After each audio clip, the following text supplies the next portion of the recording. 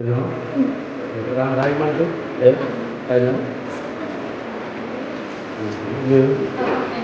మొత్తం చాలా చూస్తా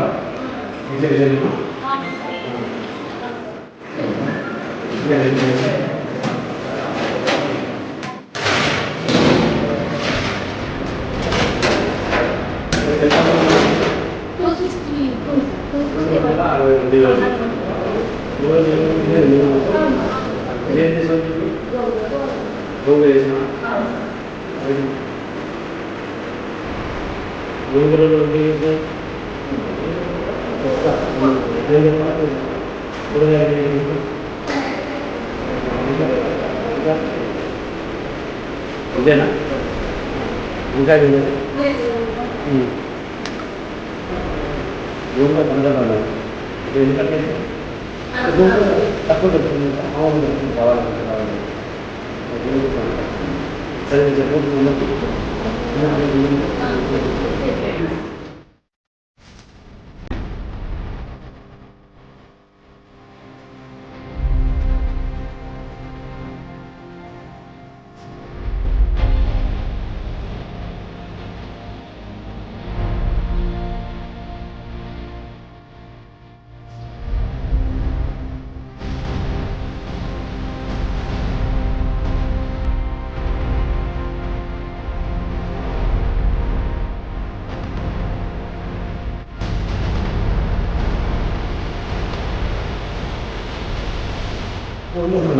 కోడుమూరులో కేవీ చాలా బాగాలేదు. నిన్న అయిపోయింది. బాగా ఇంత క్వాలిటీ లేదు. బేసిక్గా కేవీఎంపీ స్కూల్లో స్టేట్ వైడ్ మంచి మెనూ మెయింటైన్ చేస్తున్నారు. వాళ్ళ పిల్లలు కూడా చాలా హెల్తీగా కనపడతారు. ఇక్కడ బాగుంది సార్, టాప్ వన్ బాగుంది. మేము మాకు కూడా కోడుమూరులో బాగాలేదు. అవును, చాలా బాగా అభిమానంగా ఉంది. మనం యాక్సిడెంట్గా వినాము, బట్ వీళ్ళకి నో సబ్జెక్ట్ ఈరోజు వస్తామని, బట్ అక్కడ క్వాలిటీ బాగాలేదు. ఆమె మొక్కుతుంది నేను కరెక్ట్ మెయింటైన్ చేయలేదు, వాళ్ళు ఏదో చేశారు. ఏదో ఇలా వీళ్ళు ఏజెన్సీ కాదు, మా ఎంప్లాయీస్ ఉన్నాయి, అవుట్ సోర్సింగ్ ఎంప్లాయీస్. కానీ అవుట్ సోర్సింగ్ ఎంప్లాయీ కాదు, ఆడ ఎవరు బాగుంటుంది మరి, అంత మంచి మెయింటైన్ చేయలేదు. మరి ఎందుకు మరి అది మీరు మేము ఇచ్చారా? మనం ఎక్స్ప్రెస్ కల్పన చేసాం. ఇప్పుడు ఆ ఫేస్ అదే మనం కూర్చోండి. ఇలా ఫేస్ తెలిసిపోతే పిల్లలు కరెక్ట్ ఫుడ్ పెట్టుకుంటే బ్యాలెన్స్ డైట్, ఫేస్ గ్లో వస్తుంది, కన్నుల్లో మెరుపు వస్తుంది. లేకపోతే రాదు, దీనంగా ఉంటారు. ఇదే పిల్లలు మళ్ళీ వీళ్ళు సమ్మర్ హాలిడేస్ పంపిస్తాను కదా, వచ్చిన పిల్లలు డీలా పక్క డీలా మీరు జూలో పోయారు కదా. ఏమై ఎలా ఉంటారంటే సెలవులు సార్ ఊరిలో ఇచ్చారు. పేరెంట్స్ ఎక్కడ నుంచి చెప్తారు, ఇలా ఎప్పుడు ఇస్తారు, ఎవరైనా 5 రోజులు తెచ్చుంటారు. ఇక్కడైతే చికెన్ మిగతా రిమైండ్ అంతా ఎగ్ ఉంటుంది 5 days. అదే నువ్వు వాళ్ళు mid day meals 5 days day time eggs ఇస్తారు. నైట్కి పోతే నైట్ ఎగ్ ఉంటుంది వాళ్ళకు, వీటిలో ప్రైస్ చికెన్ ఉంటుంది. అంటే ఈ 5 వారంలో 5 4 9 2 9 10 వారము ప్లస్ 2 రోజులు. ఇది మన తల్లిదండ్రులు ఈవెన్ మేము కూడా మా పిల్లలు తిన్నాం. ప్రభుత్వం బియ్యం సన్న బియ్యం వచ్చినాయి. మీరు ఈ బియ్యం పోయి మార్కెట్ అడగండి, 40-50 రూపీస్.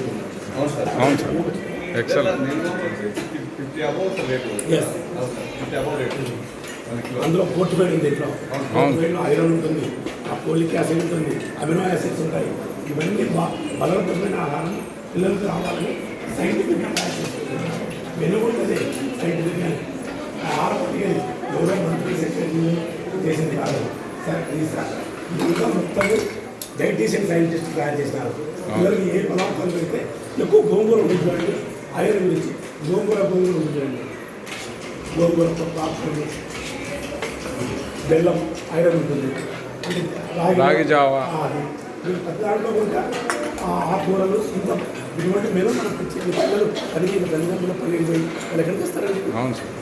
పేదలకు మీరందరూ పేద పిల్లలు కాబట్టి మీకోసం పెట్టే పథకం మీ పేదలు మీరు కాదు, మీ తల్లిదండ్రులు. కాబట్టి వాళ్ళు కష్టపడుతున్నారు. వాళ్ళు కష్టపడి సంపాదించిన డబ్బుతో ఆ ప్రైవేట్ స్కూళ్ళలో డొనేషన్లు కానీ మంత్లీ ఫీజులు కట్టేయాలని ప్రభుత్వము భారతదేశంలో అంతా ఉన్నాయి. అందులో మన రాష్ట్రంలో వెరీ స్పెషల్ ఇటువంటి మెనూలు భోజనాలు వేరే రాష్ట్రంలో లేవు. కాబట్టి మీరు మీ నాన్నగారి కష్టాన్ని చూసి మీరు ఎప్పుడైనా గుర్తుపెట్టుకోవాలి, మా నాన్న కష్టపడుతున్నాడు అని మీరు పైకి వస్తారు. అది మీ తల్లిదండ్రుల దగ్గర ఆర్థిక స్తోమత లేక ఎన్నో కుటుంబాల పిల్లలు చదువు లేక గ్రామీణ ప్రాంతాలు వెళ్ళిపోతున్నారు. అలానే ఇంకొకటి ఏమైందంటే పేద పిల్లలకు గ్రామీణ ప్రాంతాల్లో సోషల్ సెక్యూరిటీ ఉండదు.